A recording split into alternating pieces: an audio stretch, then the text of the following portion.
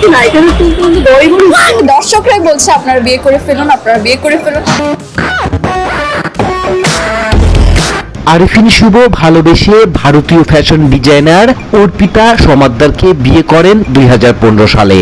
তখন হিন্দু ধর্মাবলম্বী মেয়ে অর্পিতাকে বিয়ে করা নিয়ে আলোচনায় আসেন আরিফিন শুভ। দীর্ঘ 9.5 বছরের দাম্পত্য জীবনের ইতি টানেন গত বছরে।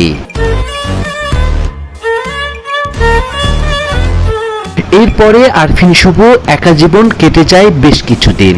আরো কিছুদিন পরে পেয়ে যান নতুন সিনেমা নীলচক্রর। তার বিপরীতে পান অভিনেত্রী মন্দিরা চক্রবর্তীকে। ইন্টারভিউতে বলো যে আমি তোমার ক্রাশ, আমাকে কখনো বেক্স বলে ডাকলা না? শুটিং এর পাশাপাশি তাদের খুনসুটি বেশ জমে ওঠে। সিনেমায় অভিনয়ের সাথে সাথে তাদের চাল চলনে দর্শক কিছুটা আঁচ পেতে শুরু করে। সেই রেস ধরেই দর্শকের আগ্রহ বাড়ে দ্বিগুণ।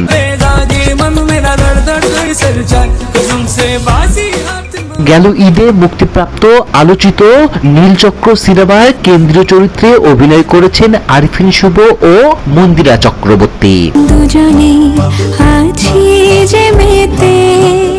বড় পর্দায় তাদের রসায়ন এতটাই হৃদয়গ্রাহী হয়েছে যে দর্শক এখন তাদের বাস্তব জীবনেও এক হতে বলছেন। এটা আমার কাছে খুবই মানে ভালো লাগছে, আবার চিন্তা করছি এত বেশি পরিমাণে বলছে।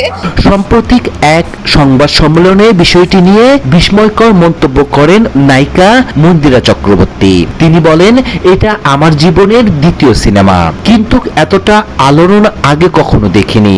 যত প্রোমো করেছি, যত ছবি শেয়ার করেছি, সবখানে কমেন্ট একটাই কথা ঘুরে ফিরে এসেছে, আপনারা বিয়ে করে ফেলুন। যেখানে যা পোস্ট হচ্ছে সবার এই সেম কমেন্টটা, তখন আমি চিন্তা করলাম যে প্রশ্ন ছুড়ে দিয়ে মন্দিরা চক্রবর্তী বলেন, প্রত্যেকটি পোস্টের একের পর এক এমন মন্তব্য দেখে ভেবে পাই না দর্শক কি চাইছেন আমরা বিয়ে করি।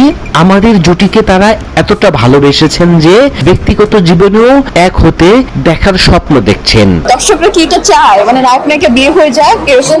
দর্শকদের স্বপ্ন ভঙ্গ করে দিয়ে মন্দিরা পরিষ্কার বলেন, শুভ ভাই একজন অসাধারণ শিল্পী। আমি তার অভিনয়ের দিকে তাকিয়ে থাকতাম, ভাবতাম মানুষ এত নিখুঁত অভিনয় করে কিভাবে, কিন্তু বাস্তবে এমন কিছু সম্ভব নয়। আমরা চাচ্ছি যে আমরা একসাথে হয়ে যাই, মানে এটা তো সম্ভব না। সো আমার কাছে এটা খুবই ভালো লাগছে। মিঠুন খান পরিচালিত নীলচক্র মুক্তির পর সিনেমাটি নিয়ে আলোচনা তৈরি হয়। বিশেষ করে শুভ ও মন্দিরার রোমান্টিক দৃশ্য ও পর্দায় রসায়ন দর্শকদের হৃদয় ছুঁয়েছে।